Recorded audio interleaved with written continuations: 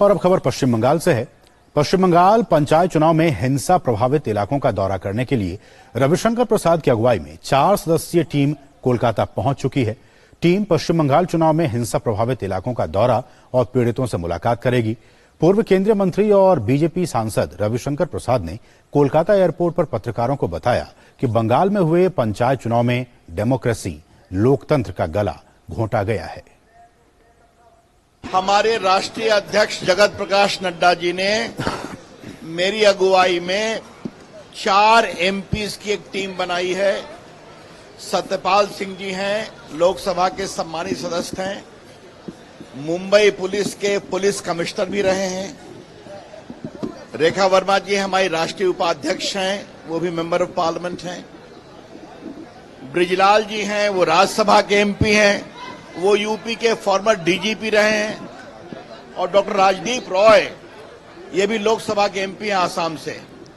हम सभी, ये बहुत दुर्भाग्यपूर्ण घटना है कि इतनी मौत हुई है, इतनी हत्या हुई है, इतनी गोलीबारी हुई है, इतना बॉम्ब चला है। लोकतंत्र में ये क्यों होना चाहिए? तो हम लोग विजिट करेंगे इन सारे इलाकों को। आज अभी निकलेंगे कलकत्ता से, कल भी जाएंगे, फिर हम लोग नॉर्थ बंगाल भी जाएंगे और उसके बाद जाकर के हम विक्टिम से मिलेंगे, सबों से बात करेंगे ये स्थिति क्यों हुई है, और उसके बाद हम राष्ट्रीय अध्यक्ष जी को अपना रिपोर्ट देंगे। और पश्चिम बंगाल में पंचायत चुनाव के दौरान जारी हिंसा मतों की गिनती तक भी नहीं थमी। पश्चिम बंगाल में ग्रामीण चुनावों के वोटों की गिनती के दौरान दक्षिण 24 परगना जिले में एक केंद्र के बाहर हिंसक झड़प हो गई। हिंसा में गोली लगने से आईएसएफ के 2 कार्यकर्ताओं सहित 3 लोगों की मौत की खबर है। तृणमूल और आईएसएफ के बीच हुए संघर्ष के दौरान गोली लगने से अतिरिक्त पुलिस अधीक्षक गंभीर रूप से घायल हो गए। जानकारी के मुताबिक घटना देर रात की है, जब आईएसएफ के सदस्यों ने कथित तौर पर भांगड़ में मतगणना केंद्र के बाहर बम फेंके और पुलिस को लाठीचार्ज करना पड़ा। आईएसएफ ने इस हिंसा के लिए तृणमूल कांग्रेस को जिम्मेदार ठहराया है। हालांकि तृणमूल ने आरोपों को खारिज किया है। घटना से इलाके में भारी तनाव है। मौके पर देर रात से ही भारी पुलिस बल तैनात है।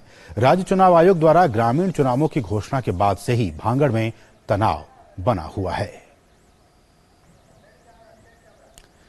हमारे सहयोगी प्रोसेनजीत बख्शी इस वक्त ताजा अपडेट के साथ कोलकाता से जुड़ चुके हैं। प्रोसेनजीत, आपका स्वागत है। और जैसा कि हमने देखा कि जो कोर कमेटी है भाजपा की, जो वहां पे फैक्ट फाइंडिंग के लिए गई है कि किस तरह की चीजें वहां पे हो रही हैं, वो वहां पे पहुंच गई हैं। लेकिन जिस तरह से डेमोक्रेसी का भाजपा कह रही है कि वहां पे लोकतंत्र का गला घोंटा गया है, मतगणना से पहले, मतगणना के दौरान, उसके बाद भी लगातार बमबाजी खबरें आ रही हैं। किस तरह से वहां पे आज हालात हैं?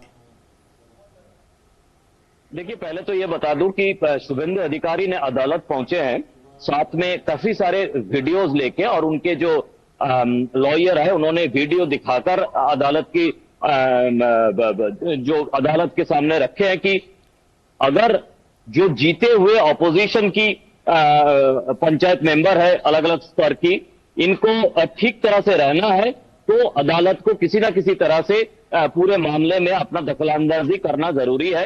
ये विनती रखा गया है। अभी अदालत तय करेंगे। पहली बात तो ये। दूसरी बात यह है कि बीजेपी की तरफ से हालात इतना बिगड़ गया है, पूरे देश को मालूम है कि 2021 की विधानसभा चुनाव के बाद भी जो हालत बिगड़ गया था, और एक डेमोक्रेटिक इंडिया में उतने सारे पोस्ट पोल वायलेंस हम लोगों को देखने को नहीं मिला। उसी तरह से इस पंचायत चुनाव के बाद भी पोस्ट पोल वायलेंस के लिए बीजेपी को एक इमरजेंसी नंबर भी जारी करना पड़ा कि उसी जगह पे कोई अगर इस तरह से पोस्ट पोल वायलेंस की शिकार हो जाए तो उनको इस नंबर पे फोन करने के लिए बताया गया है। और उन बीजेपी की जो लॉयर्स टीम है वो भी अपना नंबर जारी किया है कि अगर कोई कानूनी सहायता चाहिए तो इस नंबर पे फोन करे। तो हालत ऐसा बिगड़ता हुआ हमको देखने को मिल रहा है आसिफ। लेकिन प्रोसेनजीत, जैसा कि हमने देखा कि चाहे वो लोकसभा की बात हो, बंगाल में विधानसभा चुनाव की बात हो, पंचायत चुनाव की बात हो, तमाम स्तर पर जब भी चुनाव होते हैं, रक्त रंजित चरित्र भाजपा को जो वहां बंगाल की जो राजनीति है उसमें हमें दिखाई देने को मिलता है। ऐसे में क्या जिम्मेदारी जो लेनी चाहिए तृणमूल कांग्रेस को, उनकी नेता को, ममता बनर्जी को, क्या वहां प्रशासन, वहां के नेता क्या इसके लिए जिम्मेदार नहीं है? हाँ, देखिए, जिम्मेदार तो है ही, आज से नहीं, 2003 वाम मोर्चे सरकार, उसके पहले 1998 में वाम मोर्चे सरकार, इस तरह की रक्त रंजित पंचायत चुनाव हम लोगों को देखने को मिलता है। उस वक्त वाम मोर्चे अपने सारे के सारे जिम्मेदारी से इनकार कर दिए। अभी उन्हीं से शिक्षा लेकर ममता बनर्जी और तृणमूल कांग्रेस 2011 से, मतलब 2013 की पंचायत, 2018 की पंचायत, अभी 2023 की पंचायत, इसमें उन्हीं का दिखाया हुआ रास्ते पे पूरे प्रदेश में जिस तरह के हिंसा की वातावरण इन्होंने चुनाव घोषणा के समय से ही तैयार करके रखा था, पूरी की पूरी जिम्मेदारी तृणमूल कांग्रेस की, पूरी की पूरी जिम्मेदारी पुलिस प्रशासन की और पूरी की पूरी जिम्मेदारी स्टेट इलेक्शन कमीशन की। लेकिन किसी ने किसी तरह की जिम्मेदारी लेने से मना कर दिया है। और जो अभी मैं बता रहा था, जो ऐसे लोग भी हैं काफी सारे, मतलब वो सिर्फ बीजेपी का नहीं है, वो सीपीएम का भी है, सब पार्टी का है, लेकिन बीजेपी का खासकर से ज्यादा है, जो अपने गांव से भागकर सेफ हाउस में जगह लिया। चुनाव मतदान, ये नॉमिनेशन देने के बाद हम लोगों ने ऐसा देखा था, फिर उन्होंने गांव वापस गया, फिर कल रात से वापस सेफ हाउस में आ गए। कुछ लोग आसाम चले गए, जिनका पूरी तरह से ख्याल रख रहा है वहां की सरकार। तो ऐसा स्थिति है ऐसे। बिल्कुल, तो ये स्थिति है बंगाल की। बहुत बहुत शुक्रिया प्रसेनजीत इन तमाम ताजा अपडेट्स को हम तक पहुंचाने के लिए। और इसलिए